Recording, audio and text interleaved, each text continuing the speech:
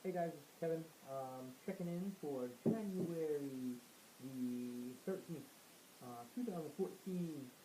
Um, Today I'm just going through like some old books that I had. I'm cleaning out the closet, I guess. I have this old Men's Health, Beachbody Ready from 2000. Just going through and looking. There's a section here. It's 10 standards to assess your fitness level. Um, yeah, 10 standards to assess your fitness level. So here the 10 are: it's bench 1.5 times your body weight, run 1.5 miles in 10 minutes, touch the rim, basketball, leg press 2.5 times your body weight, swim 700 yards in 12 minutes, do 40 push-ups. I don't know what this measure of. Oh, it has something to do with your, I guess, waistline. Take a look at yourself. If your belly is growing faster than your butt, you have bigger problems of figuring out how to get a tan while taking off your shirt. 8 is run 300 yards in less than 1 minute. And 9, touch your toes. And 10, toss basketball 75 feet kneeling. So I'm going to work on a few of these. They run 1.5 miles in 10 minutes. I'd love to do that. It looks like to pull that off, you need to run 640 pace to do it. So I'm going to work on that. It seems really a long stretch, especially since I remember my best pace was I think somewhere in the 750s about a year and a half ago. So I'm going to have to work on it. I'd like to do the swim 700 yards in less than 12 minutes. I want to do the 40 push-ups. I know I can't do 40 push-ups. At least decent ones. I think at best I could do 20, and they'll probably get really sloppy around 10. Maybe even less than that, because I have no upper body strength. I think that's why when I'm running I get a little bit, my arms get a little fatigued. But yeah, I'm going to try my best to get some of these plugged away. And I'm just pulling out some of these books and magazines that I've had. Like I got Eating Mindfully, Answers from the Heart from Thich Nhat Hanh. I got some You the Owner's Manual and You on a Diet. I have not gotten through You on a Diet. You the Owner's Manual is written really well, and it was an easy read.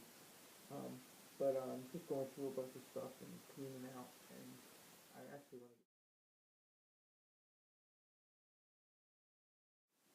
Okay, so I'm gonna read um, a little like question answer thing from this Answers from the Heart, Thich Nhat Hanh. He's a Buddhist. Um, I don't know if you would call him preacher or a monk, I believe. Um, but I've been going. I just going through it, and the first question kind of like hit me, and I'm like, hey, that's kind of me. First question. I don't know what to do with my life. I'm pulled in so many different directions, but I never can stick to any one thing. I'm always unhappy and confused, so what can help? So here we go. Sometimes we plant roses by using cuttings. Knowing that the branch has no roots, we put the cuttings in moist soil. We leave the branch for long enough in rich, damp soil, it will become stable and take root. You have the potential to become a beautiful rose bush. But you need some soil. You need to stay in the soil long enough for those roots to grow. We're used to seeing suffering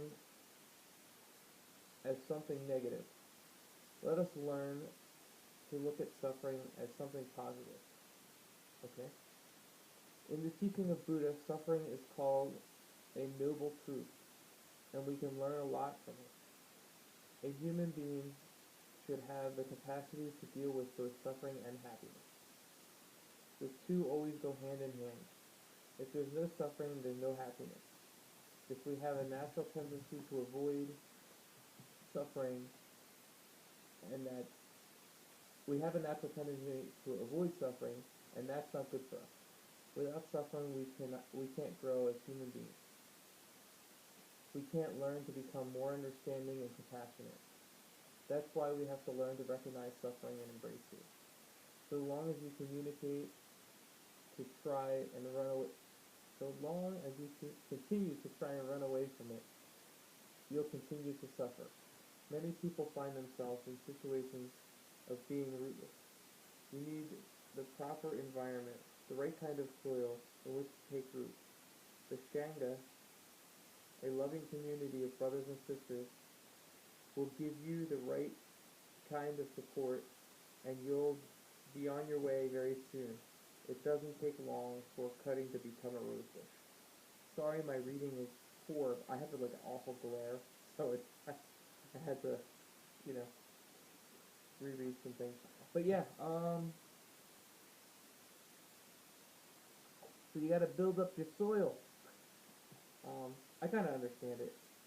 They're just, you have to kind of just stick with something long enough for you to kind of grow and for it to, take hold, take root. So it makes sense. It's common sense. I think all religion is common sense. So I guess I'm gonna go through this every day. There's gazillions of them. I figure we'll add a little fun to the Kevin channel. I hope everybody's doing good. I'll talk to you later.